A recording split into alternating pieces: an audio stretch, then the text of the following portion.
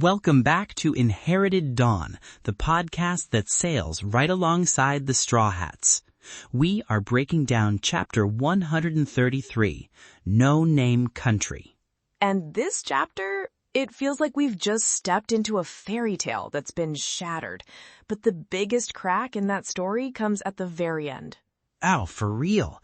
We learn that this island, this broken kingdom, was rampaged by a certain pirate crew we've heard whispers of before. It's a quiet little chapter in a lot of ways, just people walking through the snow, but the information Oda drops is like an earthquake under the ice. The Blackbeard Pirates. And that name drop just changes the entire texture of the arc. It changes everything. It's one of those moments where you realize the small, self-contained adventure you thought you were on is actually a piece of a much larger, much darker puzzle. If you're here with us for every single one of these reveals, every time Oda just casually rewrites the entire board, you should probably be part of our crew. Find that follow button and help us build this thing. Let's set the scene. We've just landed on a winter island. Nami is terribly sick, and Vivi is desperate to get to Alabasta. The urgency is palpable. Nami's illness isn't a cough. It's a life-threatening fever that came out of nowhere after Little Garden. Right, and they've been taken in by this guy Dalton. He's the guard of the island, leading them towards his village, Bighorn. But immediately, Zoro does the most Zoro thing ever. He just says, nope, I'm staying with the ship. And Karoo stays with him. It's a small moment, but it's a good one. It's easy to gloss over, but it speaks volumes about the structure of this crew. Zoro's first loyalty is to the crew, and the ship is a part of that crew. He's not letting the Mary out of his sight. Exactly. As a shipwright, this moment gets me right in the heart. The Mary is their home, their nakama, and Zoro, he gets that on a fundamental level. He's like the unofficial first mate, and this is his duty. He's not here for the sightseeing, he's not here to make friends with the locals, he's here to make sure their home is safe. Think about it. They just landed on a completely unknown island. Who knows what could be lurking around? Some weird snow monsters? Other pirates? He's the first line of defense. It's a display of incredible trust as well. He trusts Luffy completely to handle the situation with Nami. He knows his own role is not to be at Luffy's side right now, but to guard their foundation. It's a mature, strategic decision, not just a stubborn one. And Karoo staying? That duck is more of a man than most men. He knows his job is to protect Vivi, and right now, protecting the ship is part of that. He sees Zoro, the crew's powerhouse, making a stand, and he stands with him. It's this quiet little alliance of guardians. I love it. Super. So Dalton leads the rest of them, Luffy, Sanji, Usopp, Vivi, and the ailing Nami, inland. And we immediately start getting hints that something is deeply wrong with this country. The art direction here is key. Oda draws the snow not as beautiful and pristine, but as oppressive. It's heavy, it's endless, and it feels like it's burying something.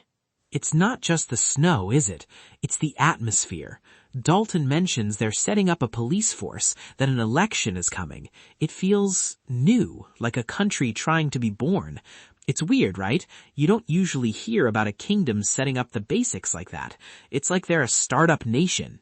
It's the language of a post-conflict state. They're rebuilding civil society from the ground up. This implies a recent catastrophic collapse of the old order. And then Evie, ever the diplomat and always thinking in terms of nations and politics, asks the most logical question. What is the name of this country? Dalton's answer is chilling. He says it has no name. A whole country with no name. That's not just sad, that's a wound. A name is your identity, your history, everything. And this place had its identity stolen, or maybe they threw it away on purpose. It implies a history so painful they chose to erase it completely rather than live with it. A tyrant can be overthrown, a government can be replaced, but to excise the very name of the nation, that's a level of trauma we haven't seen before. Think about the islands we've seen so far. Shellstown, Orangetown, Syrup Village, Kokoyashi Village. They all have their identities, even when they're under duress. This is different. It's a deliberate act of self-effacement on a national scale. It's a scar so deep they can't even bear to look at its name. And you can feel the hope in what they're doing now, though. It's a sad hope, but it's there. They're building a police force to protect themselves, holding an election to choose their own leader. They're not just recovering, they're starting over from zero. That takes a special kind of strength. It's like gutting a rotten ship down to the keel and building it back up brand new.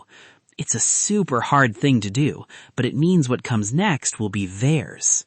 But their immediate problem isn't political. It's Nami. Her fever is getting worse. She's delirious, and they need a doctor immediately.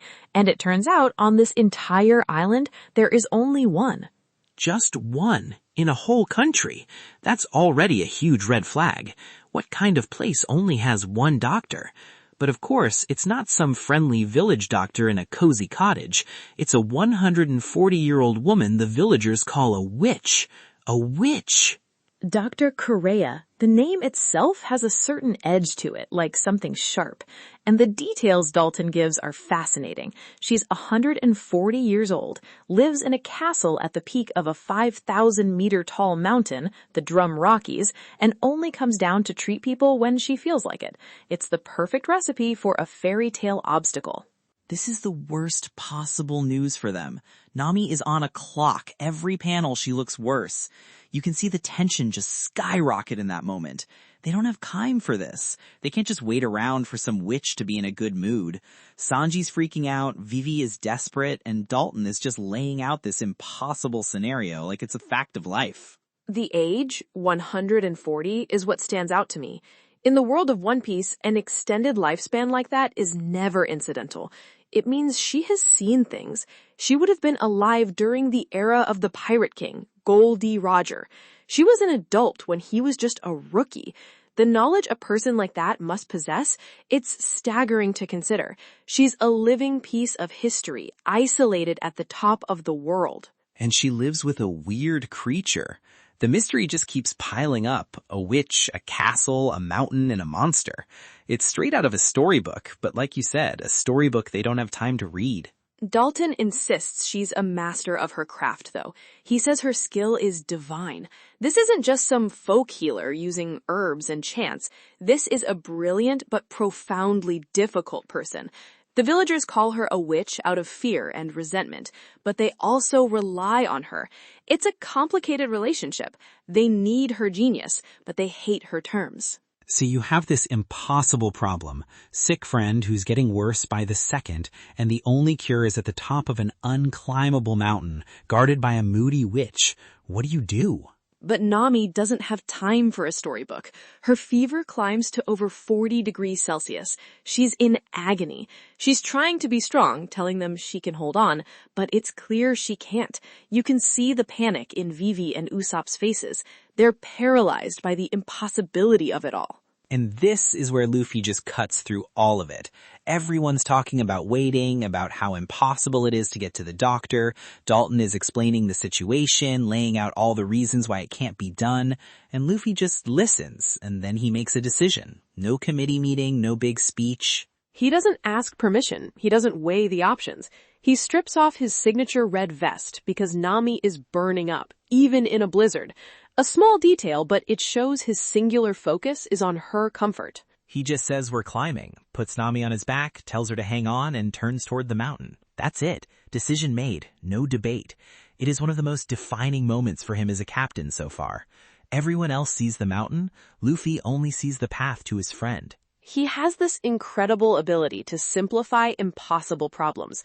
The problem isn't the mountain, or the snow, or the witch, or the broken cable cars. The problem is that Nami is sick. The solution is the doctor. Everything in between is just noise, an obstacle to be overcome, not a reason to stop. It's a mindset that is almost terrifying in its simplicity and resolve. That's exactly the kind of thing that makes Luffy terrifying. He doesn't get stronger, the world just runs out of ways to stop him. A 5,000-meter sheer cliff in a blizzard while carrying a sick person and wearing no shirt? That's not a wall, that's just a bumpy road to saving his friend. Super! That's a captain. He doesn't lead by giving orders, he leads by moving forward, and you either follow or get out of his way. Nami agrees, too. She trusts him completely. Even in her feverish state, she knows Luffy is her best chance. There's a panel where she's just clinging to his back, eyes closed, putting all her faith in his insane plan. That level of trust is the core of this crew. And Sanji, of course. Sanji is right there with him. He's not letting Luffy go alone, and he's definitely not letting Nami-san go without him there to protect her. He doesn't even question it. He just adjusts his pack and says, let's go, ready to kick the face off a blizzard if he has to. The two of them heading off into the storm to climb an impossible mountain, one carrying their navigator, the other ready to fight off anything that gets in their way. It's a perfect image of how this crew operates. Luffy is the heart, the driving force, and Sanji and Zoro are the limbs that make his will a reality. The left and right hands of the future Pirate King, man. Even this early, you see it. They don't even have to talk about it. Luffy decides and they move. Sanji is there to make sure they have the supplies and to protect them on the journey. Zoro's back at the ship, making sure they have a home to come back to. Every single person has a role and they execute it perfectly. It leaves Dalton standing there with Usopp and Vivi. He tried to explain that the cable cars are all broken, that it's an impossible climb for even a seasoned mountaineer, but he was talking to a rubber wall. A rubber wall, but yeah, he doesn't understand what he's dealing with yet. He's used to normal people, and the Straw Hats are anything but. He's seeing this scrawny kid in sandals attempt something that his people consider a death sentence, and he can't compute it. And this is where Dalton, watching them go, finally explains what happened to his country, why it's in this state. Perhaps seeing Luffy's impossible determination reminds him of the impossible events that broke his nation. He tells Vivi and Usopp that the country used to be the Drum Kingdom. Used to be. There's that past tense again. So it did have a name. It wasn't always this wounded, nameless place. And it had a king, a tyrant king named Wapol. Dalton describes him as a selfish man who ruled through fear. Wapol. Even the name sounds greasy and selfish. A tyrant, huh? So that explains why the people are so desperate to rebuild something new. They were being crushed. This wasn't a benevolent monarchy that fell. It was a prison that broke open. Exactly. But Wapol isn't here anymore. Dalton explains that a short time ago, the island was attacked, rampaged, by a handful of pirates. And Vivi, coming from a kingdom on the brink of civil war, assumes they were trying to take over the country. It's a logical assumption. And this is the moment. This is the reveal that just sends a lightning bolt through the whole series. You think it's just some random pirate crew, some local threat that caused this mess. Dalton says no, they weren't trying to take the country. They just destroyed things and left. And then he gives the name of their captain, Blackbeard. Blackbeard. Just the name sounds intimidating. And this is the first time we're hearing it, right? It just comes out of nowhere. We have no idea who this guy is, but his resume is he toppled a kingdom for no reason. Exactly. So our first impression of this Blackbeard character isn't a face or a line of dialogue.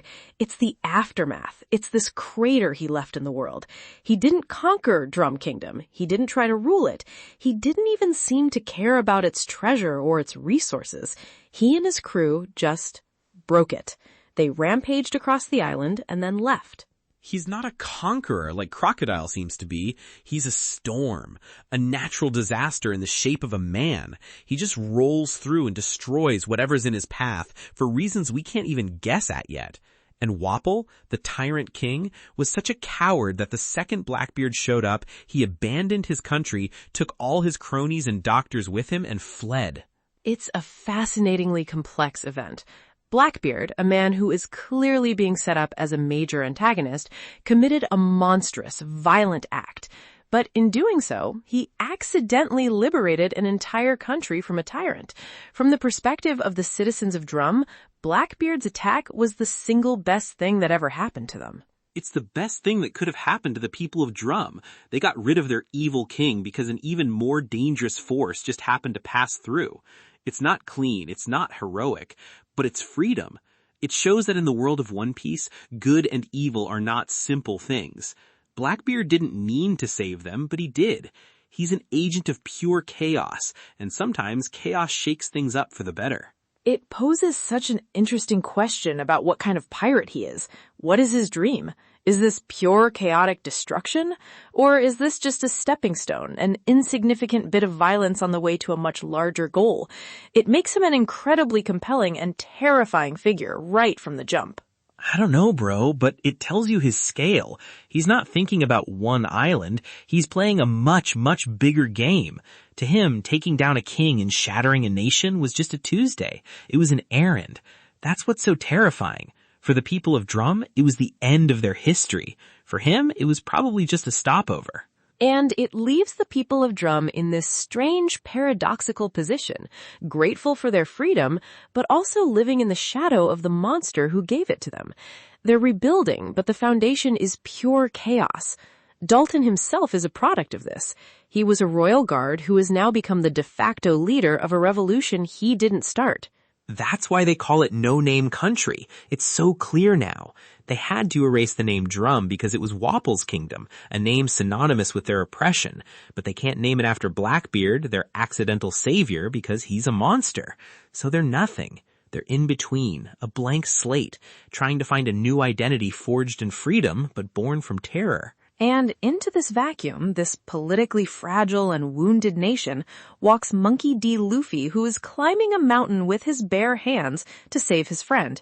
He has no idea about any of this history, this political complexity, this moral ambiguity. He doesn't care. And that's the beauty of it. He's not here to fix their country. He's not here to fight their old king or avenge them against Blackbeard. He's here to fix their navigator. And I have a feeling that in doing so, he's going to end up giving this country its heart back, whether he means to or not. He's going to punch their problems so hard they accidentally get solved. It's what he does. He follows his own simple, powerful moral compass, and it tends to lead entire countries toward the dawn. He is the opposite of Blackbeard. Where Blackbeard is a storm of chaotic destruction, Luffy is a storm of chaotic liberation. One last thing on this chapter is Oda's author comment. It's a small thing, but I love it. It's a peek behind the curtain. Right. He said he was in the middle of creating the Snow Country arc when a reader sent him a CD of music from the animated film The Snowman. And he said it created the perfect atmosphere and helped him speed up the creation process. How cool is that? He's building this whole world, this epic that will span decades, and he's still drawing inspiration from the things his fans send him. It makes the connection between him and the readers feel so real. He's not just broadcasting the story out into the void, he's in a conversation with his audience. It really does. It shows how much care he puts into the tone and feel of each arc. He was looking for the right sound for the snow, for the melancholy and the quiet hope of this place, and he found it thanks to a fan. It adds another layer of warmth to an arc that is literally freezing cold. Incredible. Just a perfect chapter for setting the stage. We've got the mission, we've got the backstory, and we've got a massive lore drop that introduces a huge new player onto the world stage. The stakes have been set, not just for this island, but for the entire series. The board is set. Now we just have to watch Luffy climb. All right, before we get to predictions, let us know what you think. Is Blackbeard a liberator, a destroyer, something else entirely? I'd love to see what you think in the comments, so jump in and let's figure this out together. I'm very curious to see what people think about his motivations here. Is this pure nihilism, or is there a grand design we can't see yet? Okay, predictions for chapter 134. You first, Franky. Okay, prediction 1. The climb is the entire chapter, or at least the vast majority of it. It's not going to be a quick trip. We're going to see Luffy fighting the elements, the cold, the altitude. We're going to see Sanji trying to keep them both going. Maybe they run into some giant angry mountain animals, like giant snow rabbits with sharp pointy teeth. It's going to be a pure endurance test, a chapter dedicated to showing, not telling, Luffy's insane willpower. I could see that. A very focused, almost dialogue-light chapter dedicated to his sheer willpower against nature itself. That would be powerful. Prediction 2, back on the Mary, Zoro and Karoo are going to get visitors. I think some of Wapple's old guard who maybe didn't flee with him are going to see a pirate flag and try to raid what they think is just a random docked ship, and they're going to have a very, very bad day. It'll be a short, sharp scene that just reminds everyone that while Luffy is the heart, Zoro is the teeth. An opportunity for Zoro to remind us what he's capable of, especially after his humbling defeat by Mihawk. A nice, low-stakes fight to keep his edge. I like it. And my third prediction, we're going to meet Dr. Kureha at the very end of the chapter. Luffy and Sanji will finally make it to the top, battered, half-frozen, maybe Luffy's passed out from exhaustion. They'll collapse at the castle doors, and she'll just be standing there on the steps, unimpressed, holding a bottle of booze with some cutting remark like, "Well, look what the blizzard dragged in. You're late." Holding a glass of plum wine, probably. A perfect entrance. Okay, my turn. Prediction 1. I think that weird creature Dalton mentioned is the next Straw Hat. I think it's a talking animal, some kind of reindeer-human hybrid created through a devil fruit. Whoa, a talking animal? That's a bold call. I don't know, man. A doctor who's also an animal? That sounds a little goofy, even for us. But hey, we've got a rubber man and a long-nosed liar, so why not? A reindeer doctor. Okay, I'm listening. It feels right. It fits the fairy tale theme perfectly. The witch and her familiar. And a doctor is exactly what the crew needs long term. Nami's illness proves that. They can't keep relying on luck. They need a medical professional. My second prediction. Dalton is going to tell Vivi and Usopp more about Walpole's tyranny, and it will specifically involve doctors. I think Walpole hoarded all the country's best medical professionals for himself, a practice I'm going to call a doctor hunt, exiling or imprisoning any who wouldn't serve him directly. This is why Kureha is the only one left. She was too powerful or too stubborn to be captured. He created the very medical crisis that's now threatening Nami. That would be just evil enough to fit, making a whole country sick just so you can stay healthy. It's not just tyranny, it's medical terrorism. That would make Walpole one of the most hateable villains yet. I can see it. And my final prediction, Dr. Kureha isn't just a doctor. She has some connection to the bigger world, maybe even to Roger's era. Her age, 140, is too specific to be a throwaway detail. She's seen things. I think she'll recognize something about Luffy, not his bounty poster, but something deeper. Perhaps the Straw Hat itself. She might know someone who wore it before, or at least she might know the significance of the name D. Oh, now that would be something. If she knew Roger or someone from his crew, the lore implications would be massive. She could be a living poneglyph in a way, just full of information. Okay, great predictions. Lots to chew on. I guess we'll see next week if Luffy makes it to the top and if a talking reindeer is waiting for him. Until then, keep an eye on the horizon. And keep sailing. See you next time on Inherited Dawn.